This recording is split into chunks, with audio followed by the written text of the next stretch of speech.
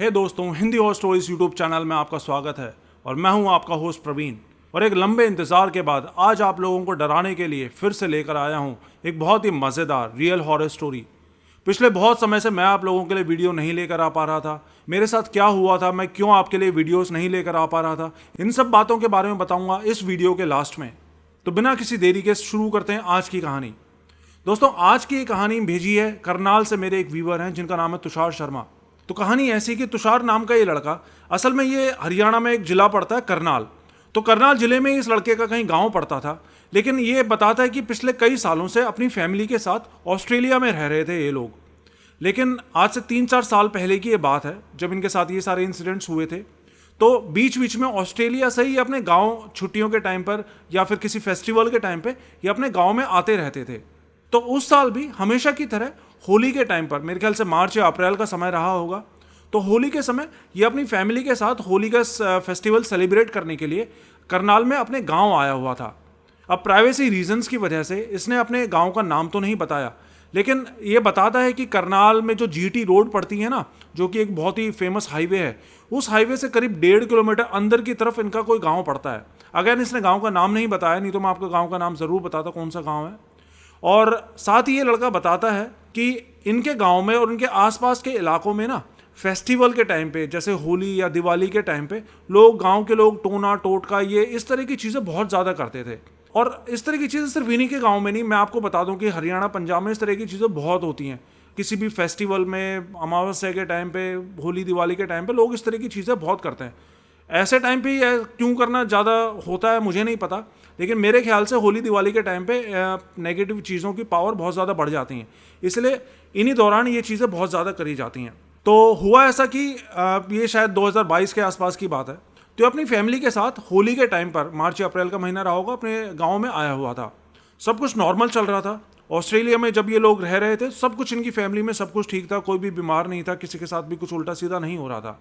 लेकिन फिर क्या हुआ, जब ये गांव में रहने के लिए आए ना, तो शाम के टाइम पे अपने दोस्तों के साथ गांव के बाहर जो जीटी हाईवे था, उस हाईवे तक जो सड़क जाती थी, गांव से इनके हाईवे तक जो सड़क जाती थी, उस सड़क पे ये अपने दोस्तों के साथ में शाम के टाइम पे टहलने, मौज मस्ती करने के लिए घूमने निकल जाया करते थे, जो कि आमतौर पर गाँव में लड़के वगैरह करते हैं। तो हर शाम ये लड़का जाता था अपने फ्रेंड्स के साथ में, ऐसे कुछ भी दिक्कत नहीं हो रही थी, सब कुछ ठीक चल रहा था। लेकिन फिर एक शाम क्या हुआ, जब ये वापस आ रहे थे ना उस रोड से अपने गाँव की तरफ, तो इनको जो रास्ता था, उस रास्ते के साइड में जो पेड़ लगे होते हैं, वहीं एक पेड़ के नीचे इसको कुछ चीज़ें रखी दिखाई दी। लड़का बताता है कि वहाँ पे कुछ हरे रंग की चूड़ियाँ और कुछ सिंदूर, कुछ मिठाई और कुछ साड़ी वाड़ी, इस तरीके की चीज़ें रखी हुई थी, जो कि ऑब्वियसली सब लोग जानते हैं कि ऐसी चीज़ें किसी का टोना टोटका या उतारा, मतलब ये बात है, इंडिया में तो सभी जानते हैं कि इस तरह की चीज़ें अगर आपको सड़क के किनारे रखी मिलती हैं तो ये पक्का कुछ पैरानॉर्मल से रिलेटेड ही कुछ वहाँ पे किया गया होता है, टोना टोटका, जादू, काला जादू वगैरह। तो इसके ये लड़का था, इसके जो साथ के दोस्त थे, वो भी देखते ही समझ गए कि पक्का यहाँ पे ना कुछ उतारा या कुछ टोना वोना करके रखा गया है। तो बाकी सब लड़के तो साइड हो गए, लेकिन ये लड़का बताता है कि ये ना इन सब चीज़ों को मानता नहीं था। तो इसने ज़्यादा कुछ तो नहीं बोला, लेकिन ये बताता है कि अब इसने मन ही मन में वो जो चीज़ें रखी हुई थी उनको गाली दे दी कि पता नहीं किसने साले ने ऐसी तैसी करवाई है अपनी, किसने ये सब उल्टी सीधी चीज़ें यहाँ पे रखी हुई हैं। और मन मन में सोचता हुआ ये वहाँ से आगे बढ़ गया। अब क्या हुआ, ये वहाँ से आगे बढ़ा तब भी सब कुछ नॉर्मल था, लेकिन फिर जैसे ही अपने गाँव के अंदर एंटर होने वाले थे ना, तो इनके गाँव के जस्ट बाहर एक चौक पड़ता था, मतलब चौराहे टाइप था, छोटा सा चौराहा था। तो जैसे ही उस चौराहे के पास पहुंचा और अपने घर की तरफ आने लगा, तो इसको चौराहे के एक कोने पे फिर से वही चीज़ें जो इसको थोड़ी देर पहले अभी दिखाई दी थी रोड के बगल में पड़ी हुई, इसको सेम वही सारी की सारी चीज़ें वहाँ पे रखी दिखाई दी। इसको बड़ी हैरानी हुई है देख के कि यार ये तो मैंने अभी अभी देखा था, और इतनी देर में वो सारी चीज़ें अपने आप उठ के यहाँ पर आ गई। मतलब वो जो चूड़ियों का रंग तक था ना, वो भी बताता है कि वो सेम रंग की चूड़ियाँ थी जो कि इसने अभी थोड़ी देर पहले देखी थी। इसके दोस्तों को भी बड़ी हैरानी हुई है देख के कि यार ये चीज़ें यहाँ पे कैसे आ गई। तो जब ये उस रोड से आ रहे थे ना, तो कई ग्रुप्स थे इनके। एक ग्रुप तो ये था, इसके कुछ दोस्त थे, और पीछे पीछे और भी कई इनके दोस्त आ रहे थे अलग अलग ग्रुप्स में। तो इसने अपने एक दोस्त को पीछे कॉल करके पूछा कि यार तुम्हें अभी सड़क के बीच में कोई चीज़ पड़ी दिखाई दी है क्या, क्योंकि इनको अभी 5-7 मिनट पहले वो चीज़ पड़ी दिखाई दी थी। तो उन्होंने कंफर्म करने के लिए अपने जो पीछे दोस्त आ रहे थे उनको फ़ोन करके पूछा, तो उसके दोस्त ने बताया कि नहीं, हमें तो ऐसी कोई चीज़ पड़ी दिखाई नहीं दी। तो उसको और हैरानी हुई कि यार अभी तो हमने अपनी आंखों से बिल्कुल साफ साफ देखा था वो चीज़ सड़क के किनारे पे रखी हुई थी, और अब वो चीज़ ना सिर्फ वहाँ से उठ के यहाँ पर आ गई है, बल्कि वो जो पीछे लड़के आ रहे हैं उनको वो दिखाई भी नहीं दी। तो बड़ी अजीब बात थी ये। लेकिन उस टाइम पे इस लड़के को पता नहीं ऐसा क्या हुआ, मतलब ये कह रहा है कि पता नहीं मेरे दिमाग में क्या हुआ, मैं ऐसा बिल्कुल भी नहीं करना चाहता था, लेकिन मैंने ऐसा लग रहा था जैसे कोई चीज़ मेरे को खींच रही है, और मैंने वहाँ पे जाके वो जो चीज़ें रखी हुई थी ना उसको लात मार दी। मतलब ऐसी चीज़ों को देखकर तो लोग पैर रखना तो दूर, उससे बिल्कुल दूर हट जाते हैं। और ये लड़का इन चीज़ों को मानता नहीं था, लेकिन फिर भी ये बताता है कि मैं ऐसा तो बिल्कुल नहीं करना चाहता था कि मैं उसको लात मार दूं, लेकिन उस 2 मिनट के टाइम पे पता नहीं इसकी क्या बुद्धि पे पत्थर फिर गए थे, इसने जाके उन चीज़ों को लात मार दी। इसके जो साथ में दोस्त थे उन्होंने बोला भी कि ये क्या हरकत करी तूने, लेकिन फिर ये वहाँ से चुपचाप अपने घर आ गया। अब उस टाइम भी इसके साथ में सब कुछ नॉर्मल था। ये घर आया और अपना खाना वाना पी के, मतलब शाम का टाइम तो था ही, वो अंधेरा हो चुका था, तो वहाँ से घर आया, घर में खाना वाना खा के सोने के लिए लेट गया। तब तक इसके साथ में कोई भी अजीब चीज़ होना शुरू नहीं हुई थी, सब कुछ नॉर्मल था इसके साथ भी। लेकिन फिर ये बताता है कि अगले दिन जब ये सो के उठा ना, तो मतलब इसका फिक्स टाइम होता था सुबह सो के उठने का। इसकी मम्मी उसको उस टाइम पे दूध वगैरह देती थी इसके कमरे में लाके। तो सुबह जब ये सो के उठा ना, और इसकी मम्मी आई इसको उठाने, और उसको उठा के दूध देने लगी गिलास में, तो ये बताता है कि इसकी बॉडी ऐसे हो गई थी, मतलब कि ऊपर से दिमाग तो इसका काम कर रहा था, ये सोच रहा था कि इसके साथ में क्या हो रहा है क्या नहीं हो रहा, लेकिन इसके गले से नीचे इसकी बॉडी बिल्कुल हिल ही नहीं रही थी। ये बताता है कि मुझे ऐसा लग रहा था जैसे मेरा शरीर इतना भारी हो गया है, जैसे ना जाने कितने सैकड़ों किलो का वेट मेरे ऊपर आके रख दिया गया है। ये अपनी बॉडी बिल्कुल हिला ही नहीं पा रहा था। इसने अपनी मम्मी को बताया कि मम्मी मेरे को तबीयत ठीक नहीं लग रही है, मैं तो हिल भी नहीं पा रहा हूँ। तो उसकी मम्मी को लगा हो सकता है शायद मजाक कर रहा है, बहाने बना रहा है दूध ना पीने के। तो इसकी मम्मी ने बोला चल ड्रामे मत कर, नाटक मत कर, उठ के दूध पी ले। तो इसकी लड़के की इतनी बुरी हालत हो रखी थी, ये अपनी मम्मी के सामने रोने लग गया। अब ये रोया तो इसकी मम्मी ने इसको रोते देखा, तो रोता देख फिर इसकी मम्मी को भी लगा कि हाँ यार इसके साथ तो पक्का कुछ प्रॉब्लम है, ये कोई बहाना या झूठ तो बोल नहीं रहा है। तो इसकी मम्मी ने फिर जल्दी से जो है इसके पापा को भी बुलाया। तो पापा ने आके देखा तो इसकी बॉडी पूरी गर्म हो रखी थी। फिर इसकी मम्मी ने जैसे तैसे उसको उठा के अपने हाथ से दूध पिलाया और उनको बोला कि चल कोई बात नहीं, तो रेस्ट कर ले, हम दिन में जो है डॉक्टर को बुला के तेरा चेकअप करवा लेंगे। फिर दिन में डॉक्टर को बुलाया भी इसके पापा ने, और डॉक्टर ने आके चेक वेक किया, उसको थोड़ी बहुत बुखार की दवाई दे दी। लेकिन शाम तक इसका जो है बुखार, ये पता था कि शाम तक इसकी बॉडी इतनी तेज गर्म हो रखी थी ना, इसको ऐसा लग रहा था जैसे ना जाने मतलब कितना ज़्यादा इसको तेज बुखार हो रखा है।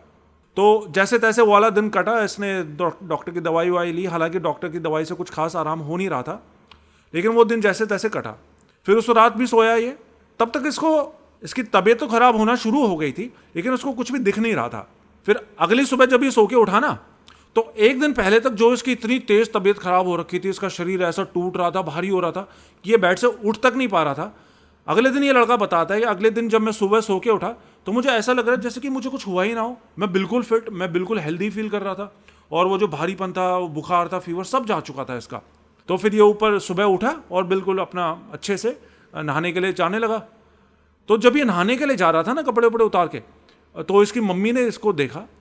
इसकी मम्मी ने देखा कि इसकी पीठ के पीछे ऐसे लंबे लंबे नाखूनों के, खरोंचों के और नील के निशान पड़ गए। मतलब जैसे नीला नहीं हो जाता, किसी को बहुत ज़्यादा मारा हो या कोई चोट लगी हो तो वहाँ पे नीला रंग का निशान पड़ जाता है। तो इसकी कमर पे इस तरीके के निशान हो रखे थे। तो ये देख के इसकी मम्मी तो एकदम से चीख निकल गई इसकी मम्मी की कि अरे बेटा ये क्या हो गया तेरे को, ये किसने किया। और इसकी मम्मी ने फिर जल्दी से इसके पापा को बुलाया, आवाज़ लगाई। आस पड़ोस में जो है इसके मतलब ये लोग तो ऑस्ट्रेलिया में रहते थे, बीच बीच में वहाँ पे आते थे, लेकिन पड़ोस में ही इसके ताऊ और ताई का भी घर था, वो वहीं रहते थे। तो इसके ताऊ ताई भी आए, उन्होंने भी देखा कि यार ये तो सही नहीं है।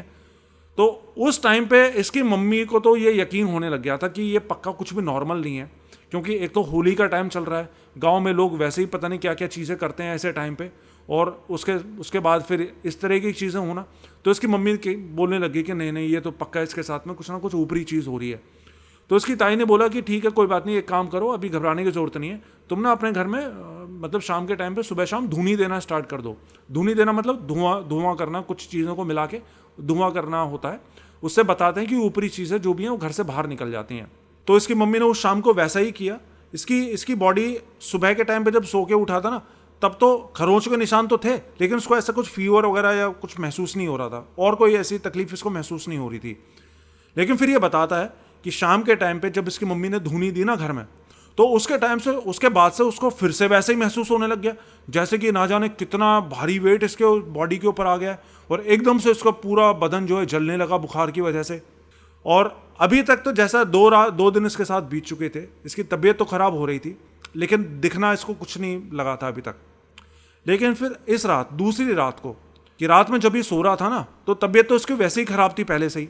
तो रात में सोते सोते अचानक से इसको ऐसा लगा जैसे इसकी छाती के ऊपर बहुत ही भारी सा कोई वेट मतलब आके रख दिया गया हो।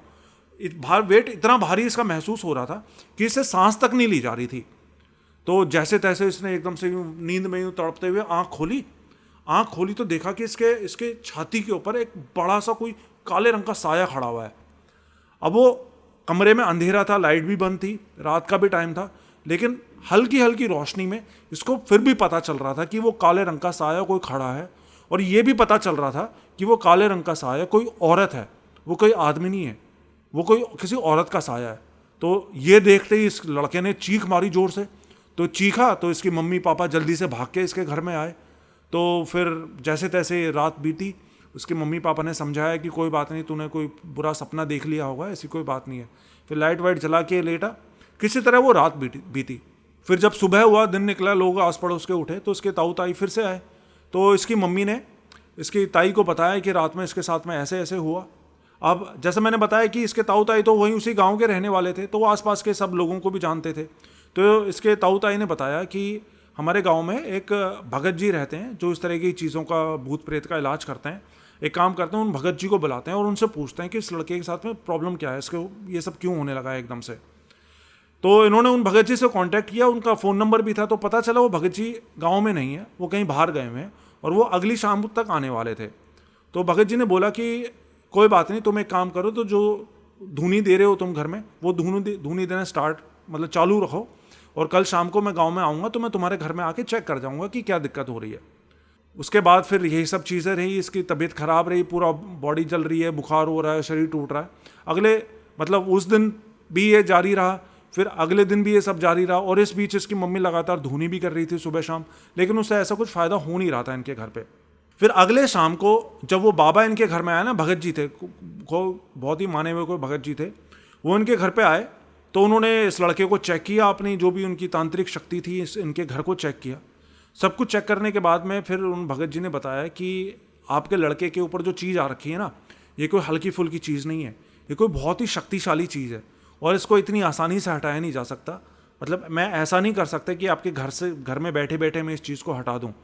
इस चीज़ का इलाज करवाने के लिए ना आपको अपने लड़के को मेरे आश्रम में लेके आना पड़ेगा, वहाँ पे आपको चौकी लगानी पड़ेगी। इसका जो डेरा होता है बाबाओं को, वहाँ डेरे पर आके आपको चौकी लगानी पड़ेगी, और तब मैं इसका कुछ इलाज कर पाऊँगा। तो बाबा ने बोला कि आज तो नहीं हो सकता कुछ, एक काम करना, कल अगली रात को 11 बजे उस बाबा ने इनको अपने डेरे पे बुलाया, और तब मैं इसकी फिर क्रिया करूँगा इस लड़के को उतारे की। तो इसके माँ बाप तैयार हो गए।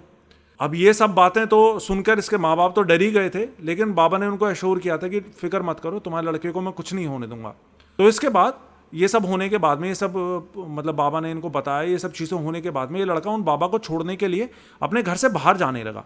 जैसे कोई आता है घर पे तो उसको छोड़ने के लिए जाते हैं ना, हल्का सा थोड़ा सा घर से बाहर।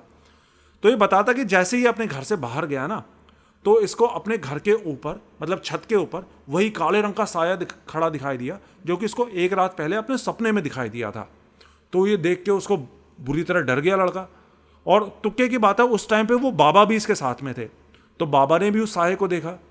तो बाबा ने इसको बोला कि बेटा कोई बात नहीं, डर मत, जिस चीज़ को तू देख रहा है मुझे भी वो चीज़ दिखाई दे रही है, लेकिन वो तेरे को कोई नुकसान नहीं कर पाएगी। इतना इलाज मैं तेरा करके जा रहा हूँ कि कल तक, जब तक तू मेरे डेरे पे नहीं आते, तब तक ये तेरे को कुछ नुकसान नहीं पहुँचा पाएगी। तो उसके बाद फिर वो बाबा वहाँ पे चले गए, ये भी अपने घर में आए और अपना खाने वाना खा के सोने के लिए लेट गए। फिर अगली शाम को जैसा उस बाबा ने टाइम दिया था, रात के 11 बजे जाने का, कुछ दिन में नहीं बुलाया था उन्होंने, रात में ही बुलाया था, क्योंकि हर एक साधक की, हर एक भगत की अलग अलग सिद्धियाँ होती हैं। कुछ सिद्धियाँ, कुछ क्रियाएँ, तांत्रिक क्रियाएँ ऐसी होती हैं जो कि रात में ही होती हैं, कुछ दिन में भी की जा सकती हैं। तो रात के 11 साढ़े 11 बजे ये उनके यहाँ पे गए उस बाबा के डेरे पे।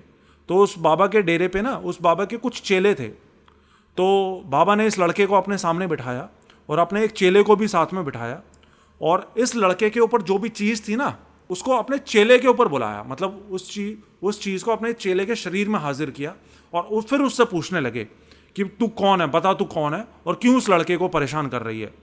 तो वो जो चीज़ थी ना उसने बताया कि मेरी मौत आज से करीब 25 साल पहले हुई थी और मैं इसी गांव के एक घर में रहा करती थी। मतलब ये एक औरत बता रही है, उस औरत की आत्मा बता रही है जो उस लड़के को परेशान कर रही थी, और वो औरत की आत्मा उस भगत जी के चेले के शरीर के अंदर आ रखी है। तो भगत जी ने उससे डिटेल में पूछा, तो तू उस घर में रहती थी तो फिर इस लड़के को क्यों परेशान कर रही है। तो उसने बताया कि 25 साल पहले मैं शादी होकर आई थी उस घर में, मेरे बच्चे भी थे, लेकिन किसी वजह से मेरी उस घर में मौत हो गई थी, जिसके बाद मेरे पति ने दूसरी शादी कर ली। लेकिन उसकी जो दूसरी पत्नी थी वो मेरे बच्चों को बहुत परेशान करती थी, इसलिए मैं पिछले 20-25 सालों से उसी घर में रह रही थी और अपने बच्चों की हिफाजत के लिए मैं उस घर में रहती थी। और वो जो औरत जो मेरे बच्चों को परेशान करती थी, मैं उन लोगों को परेशान करती थी, उनमें लड़ाई झगड़े करवाती थी, उनको बीमारियां देती थी। ये सारी बातें उस औरत ने बताई। तो फिर उसने बताया कि फिर उन घर वालों ने, जिस घर में मैं रहती थी, उन्होंने अपना इलाज करवा लिया और मेरा उतारा करवा के मुझे उस चौराहे पे रखवा दिया उन्होंने, जिस चौराहे से ये लड़का उस दिन आ रहा था। लेकिन मैं इसको परेशान नहीं करती, लेकिन इस लड़के ने मेरे को देखकर गाली दी, इसलिए मैंने फैसला किया कि इस लड़के ने मेरे को गाली दी तो मैं इसी के साथ ही लग जाऊंगी और इसको बताऊंगी, इसको सबक सिखाऊंगी कि गाली देने का नतीजा क्या होता है। फिर जब बाबा ने ये सारी चीज़ें क्लियर करी कि ये कौन है, मतलब कहाँ से इस लड़के के पीछे आई है, उसके बाद फिर बाबा ने अपनी जो भी तांत्रिक क्रिया वगैरह थी उस लड़के के ऊपर करी और किसी तरह इस आत्मा को, इस औरत की आत्मा को इस लड़के से दूर कर दिया। लेकिन बाबा ने एक चीज़ और बताई कि ये आत्मा जो है ये बहुत पुरानी आत्मा है और काफ़ी शक्तिशाली आत्मा है, गुस्से वाली आत्मा है। तो ये एक चौकी में दूर नहीं होगी, आपको कम से कम 3-4 चौकियाँ और मेरे यहाँ पे डेरे पर आकर करनी पड़ेंगी। तो उसके घर वाले तैयार हो गए कि ठीक है बाबा, जैसा आप बोलोगे हम करेंगे, बस किसी तरह हमारे बेटे को ठीक कर दो। तो ये लड़का बताता है कि इसके बाद 3-4 चौकियाँ इन्होंने उन बाबा के डेरे पर और भी करी, जिसमें इनको कुछ ऑब्जेक्शनेबल चीज़ें भी करनी पड़ी थी। अब ये क्या ऑब्जेक्शनेबल चीज़ें इनको करनी पड़ी थी ये तो इस लड़के ने नहीं बताया, लेकिन मेरे हिसाब से इस तरह की तांत्रिक क्रियाओं में ऑब्जेक्शनेबल का मतलब होता है किसी की, हो सकता है इन्होंने बलि दी हो, किसी जानवर वगैरह की बलि हो सकता है उस औरत ने मांगी हो, तो यही ऑब्जेक्शनेबल हो सकता है। इससे बड़ा तो ऑब्जेक्शनेबल कुछ होता नहीं है ऐसा तांत्रिक क्रियाओं में। तो इसके बाद इन्होंने ये सारी चीज़ें करी, 4-5 इन्होंने चौकियाँ लगाई बाबा के डेरे पर। उसके बाद ये फिर लड़का ठीक हो गया बिल्कुल, और इसके बाद फिर ये लोग वापस अपने घर पे, जो ऑस्ट्रेलिया में इनका घर था वहाँ पे चले गए।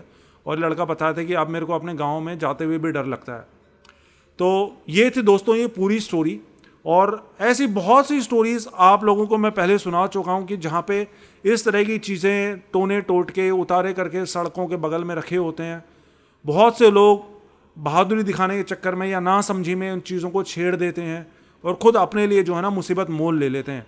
एक चीज़ और मैं बताना भूल गया था कि इसने बाबा से ये भी पूछा था कि बाबा मैं, मतलब मेरे को ऐसा क्या हो गया था कि मैंने ना चाहते हुए भी उस चीज़ को लात मार दी, क्योंकि मैं तो लात मारना ही नहीं चाह रहा था। तो बाबा ने ये भी उस आत्मा से पूछा था, तो उस आत्मा ने ये बताया था कि इसने लात तो मेरे को बाद में दी थी, मारी थी, लेकिन इसने पहले मेरे को गाली दी थी, इसी वजह से मैंने इसकी बुद्धि भ्रष्ट कर दी और जानबूझ के इससे लात पड़वाई उस उतारे के ऊपर, जिससे कि ये मेरे कांटेक्ट में आए और मैं उसके साथ में लग सकूं। तो ये बात भी उस आत्मा ने बताई थी कि इसने लात क्यों मारी। खैर इसमें तो अनजाने में इससे लात लग गई, उस चीज़ ने ज़बरदस्ती लात मरवाई। लेकिन अगेन अगर इसने गाली नहीं दी होती तो हो सकता है इसके साथ में ये सब कुछ नहीं हुआ होता। और ये कोई अंधविश्वास की बात नहीं है, हो सकता है उसमें कुछ भी पैरानॉर्मल ना भी हो, फिर भी आपको क्यों रास्ते में पड़ी किसी भी चीज़ को लात मारना है, छेड़ना है, मतलब क्यों छेड़खानी करनी है किसी भी लावारिस चीज़ के साथ में। साथ में इस तरह की स्टोरीज़ में देखो एक बहुत ही कॉमन क्वेश्चन मेरे से और पूछा जाता है, मेरे से बहुत से व्यूवर्स ने मेरे को पूछा है कि एक तरफ तो आप लोग ये कहते हो कि किसी भी चौराहे पे रखी चीज़ को, इस तरह की चीज़ को छेड़ना नहीं चाहिए, हाथ तक नहीं लगाना चाहिए, देखना भी नहीं चाहिए उनको। तो जो लोग साफ़ सफाई करते हैं, झाड़ू लगाते हैं सड़कों पे, क्या उनको ये चीज़ें नहीं पकड़ती?